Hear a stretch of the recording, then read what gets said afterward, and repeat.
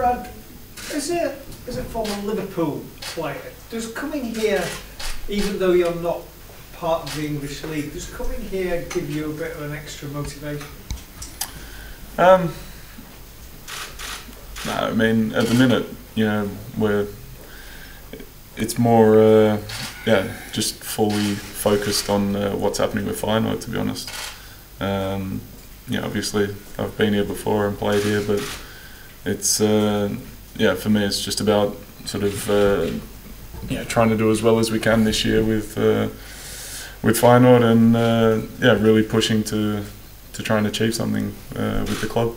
So it's not a case of like you carry a sense of Liverpool with you wherever you go in your career, so you come somewhere like this and you think... No, not really, to be honest. It's, yeah, it's another ground, another team, but I'm not too nostalgic, I guess. Right, can you take something from your experiences coming here in the past, though, to like pass on to the other? Yeah, I guess so, but you know, it's a different team, so you know, it's always going to be a different situation. So yeah, I think there's new players here, and you know, that kind of is obviously going to change things. But you know, what you're always going to get is a tough game, and yeah, that's what we expect. So they've always got strong players that can change games. So we need to make sure that we're on form to you know, to stop that, and then you know, try and sort of you know, go on the attack ourselves and try and get a result. Have you seen much of United this year? 'Cause it seems like they're in a bit of a transition. Yeah, I mean, I think they were maybe at the beginning. I think, you know, recently the performances have been a lot better. So you know, that's something for us to watch. But I think it's the same with any team that has a new manager come in with a few new players. It's going to take a little bit of time, I guess. But I think, you know, recent performances have maybe been a bit better than the results have suggested. I suppose there's a reason to be wary, because they've been dominating teams and not been getting the results, and someone's due. Yeah, heavy beat. Yeah, but yeah, that's like I said, you know, when they've got top players like they have, then eventually, you know, those players are going to come to the front and win games for them. But you know, for us, we have to concentrate on ourselves and you know, deal with what they have, but you know, as well try and sort of put ourselves in a position where we can go forward and you know, try and create chances for ourselves as well. Who's next? Go ahead. Right. Do you feel like there's a difference in the aura around this United side to the one a few years ago that you'd have experienced? Yeah, I think that comes with you know, with what I said. You know, new managers come in, new players, so it takes a bit of time for them to kind of stamp themselves, you know, within the club, and you know, that's pretty normal, I guess. But you know, from previous teams that I've, you know, been sort of playing against and have seen, obviously over the years, it's changed a lot. So yeah, I think at the minute, probably the second half of the season, you'll see, you know, the true Man United of this season, because you know, it'll take those few months to come to terms with, you know, the new manager, and also for the new players to bed in and be comfortable. Well, Dutch press as well. Go ahead.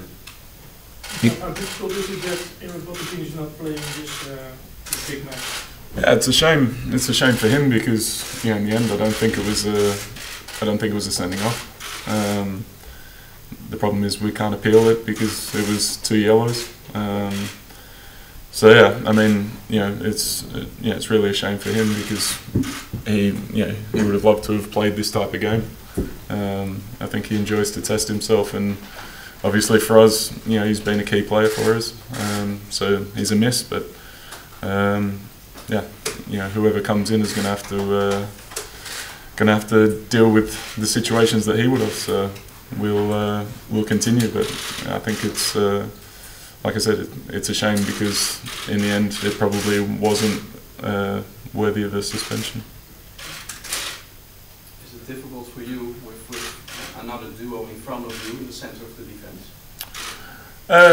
Well, it's one player, and I think the way that we work in training and with the team, everyone's pretty comfortable with all the squad. So it's not too dramatic a change, I think, but obviously we've stayed pretty settled as a team, and that's been good for us because we've been consistent.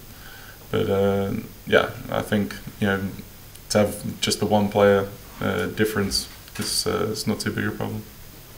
Right, there are some concerns that Tapia, has maybe not played that much. Are we forgetting that he's got major experience in playing in the Copa America, playing big games against big teams?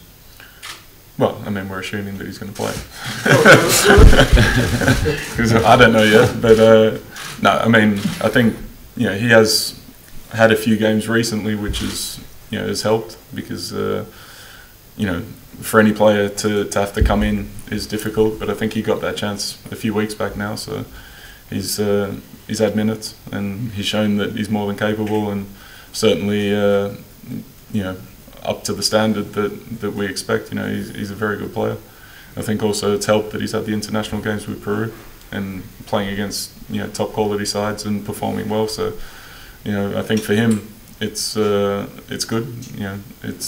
It's been good the past sort of 1-2 months because he's been able to come in and play and show that he's a good player. So has he spoken in the dressing room or in training about some of these games against Messi or Brazil? Or? Yeah, I mean, the boys kind of joke when he goes away about, oh, who do you have to play against this time? And I think it's kind of it's a novelty for the Europeans to then see what sort of teams that he has to go and play against and where he has to go and play. And it's big for him because he has to go and perform against some of the world's best. But I think that's what international football is about, and he's performed well. With the matches, I've seen a few that he's played in, and I've been really impressed with how he's done.